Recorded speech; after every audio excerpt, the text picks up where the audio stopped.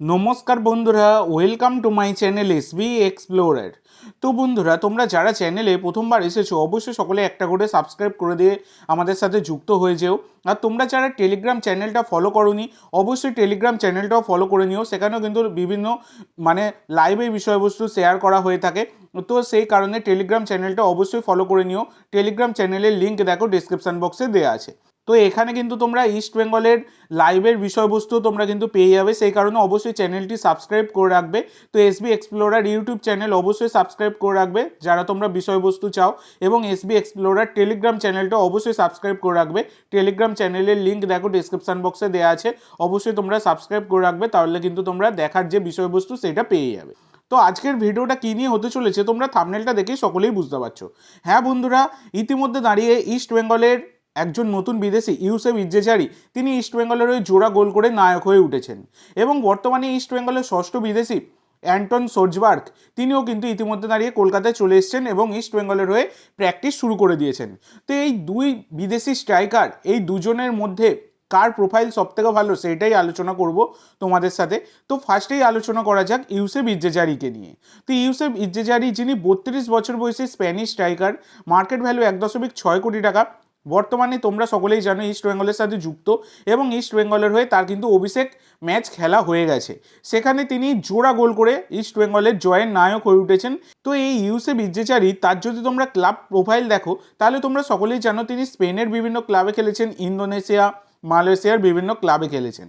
এবং তার যদি তোমরা দেখো টোটাল ক্লাব কেরিয়ারে, এছাড়া আরেকটা জিনিস তোমাদেরকে বলে দিই, এই প্লেয়ারটির কিন্তু দ্বৈত নাগরিকত্ব রয়েছে। তো মরক্কোর জাতীয় দল মরক্কোর আন্ডার-17 জাতীয় দলের হয়ে 5খানা ম্যাচ খেলবার তার কিন্তু অভিজ্ঞতা রয়েছে। আর একটা জিনিস তোমাদের সাথে শেয়ার করব, যেটা হচ্ছে এই প্লেয়ারটির ওভারঅল পারফরমেন্স কেমন, এতদিন ধরে ক্লাব কেরিয়ারে তিনি কেমন পারফরমেন্স করেছেন। তো সব মিলিয়ে কিন্তু টোটাল ক্লাব কেরিয়ারে 143টা ম্যাচ খেলেছেন এই ইউসেফ ইজ্জেজারি, যেখানে 75টা গোল আর 11টা অ্যাসিস্ট কিন্তু এই ইউসেফ ইজ্জেজারির রয়েছে। তো এটা হচ্ছে ইউসেফ ইজ্জেজারির প্রোফাইল। এবার আসছি অ্যান্টন সোজবার্গ। তো অ্যান্টন সোজবার্গ যিনি 25 বছর বয়সী ডেনমার্কের একজন স্ট্রাইকার, মার্কেট ভ্যালু 1.4 কোটি টাকা। ইতিমধ্যে তিনি কিন্তু কলকাতায় চলে এসেছেন এবং কলকাতায় এসে ইস্ট বেঙ্গলের প্র্যাকটিসেও নেমে পড়েছেন।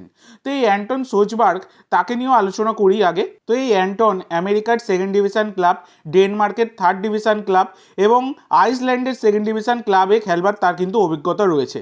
তো তোমরা যদি দেখো তার ক্লাব কেরিয়ার, এই এতদিন ধরে তিনি কতগুলো ম্যাচ খেলেছেন সেগুলো যদি আলোচনা করা যায়, তাহলে টোটাল ক্লাব কেরিয়ারে 205টা ম্যাচ খেলেছেন এই অ্যান্টন, যেখানে তার গোল হচ্ছে 42টা আর অ্যাসিস্ট হচ্ছে 22টা।